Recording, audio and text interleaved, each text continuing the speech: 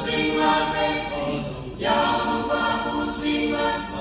Jisu tengah pusing dan sesing lagi, ibang jamaah Allah, mongmai mata yang mo,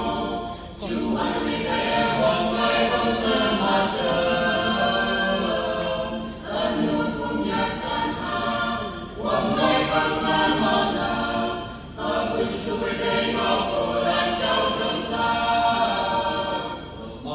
Jisu tengah pumoha,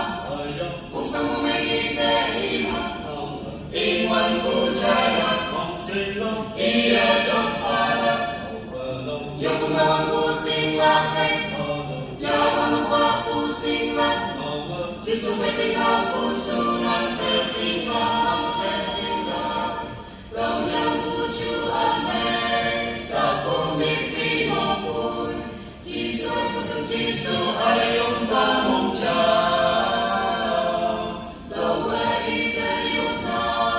among men pusing na, Jisu tengah bukaya maya tayla, Jisu tengah pumoha, Musa mengite iman, iman pujaya, ia jompada, yung pengawan pusing lagi, yang lupa pusing lagi, Jisu tengah pusunan sesinggang. Wow, wow, wow.